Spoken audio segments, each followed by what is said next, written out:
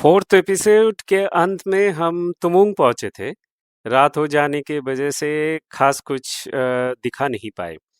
पेश है इस सीजन का आखिरी एपिसोड और साथ में जानकारी कि कैंप साइट हमने कैसे डिसाइड किया।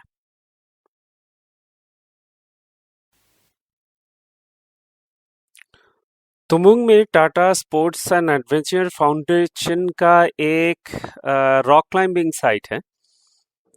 आसपास में एक गांव भी है और एक छोटा सा तालाब भी, और ठीक इसी जगह में हमने कैंपिंग किया था।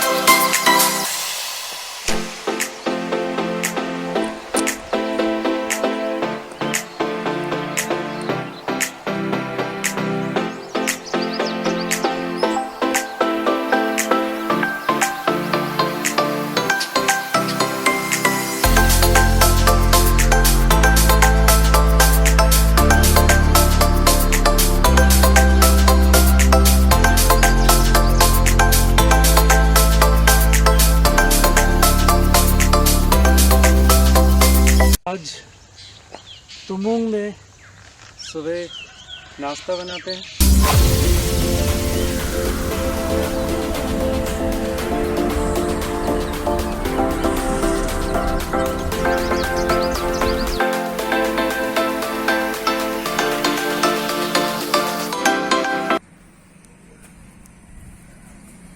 हम क्रॉस किए सुवर्ण रेखा नदी के ऊपर में बैरेज को, और सुवर्ण रेखा का पानी इतना गंदा देखकर बहुत बहुत दुख हुआ। बचपन में हम बाड़ीरी में रहते थे जमशेदपुर में, और इसके ठीक बगल में इसका पानी कभी इतना गंदा नहीं देखा हमने। इस तरह हमारा ट्रिप ख़त्म हुआ और हम सही सलामत पार्किंग में आकर अपनी गाड़ी रख लिए। आइए डिस्कस करें हम कैंप साइट कैसे खोजें और कौन से वो फैक्टर है जो हमने ध्यान में रखा। 2 साल हमने गूगल मैप में रिसर्च किया और जो जगह हमें पसंद आई वो हम सेव कर लिए। हमारी ख्वाहिश थी जगह ऐसा हो जहां पहाड़, पानी और जंगल एक साथ मिल जाए।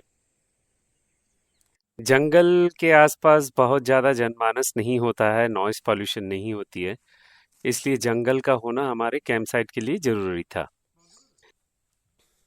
पानी आप सीमित रूप से ही गाड़ी में ले जा सकते हैं। जिस तरह हम घर में पानी इस्तेमाल करते हैं उस जैसा या उससे बहुत सारा और पानी के लिए हमें नदी, झरना या डैम के आसपास ही जगह ढूंढना था। और पहाड़ जगह की खूबसूरती बढ़ाता है, मोनोटोनी दूर करता है और हमको महसूस कराता है हम कितने छोटे हैं।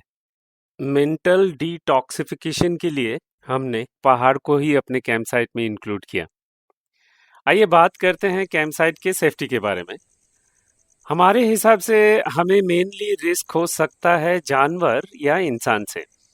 खूंखार जानवर इंडिया में बहुत ही कम रह गए, जो भी है मूलतः नेशनल पार्क में ही सीमाबद्ध है। फिर कार के अंदर छोटे जानवर से हमें उतना रिस्क नहीं था। बड़े जानवर जैसे हाथी से हमें डर था क्योंकि कार को वो नुकसान कर सकते थे। कैंप साइट में जाकर हमने आसपास घूम के देखा, हमें अगर हाथी का कोई निशानी मिलता तो हम वहां से निकल लेते। हमने लोकल लोगों से भी इंफॉर्मेशन लिया कि हाथी आसपास आते हैं या नहीं।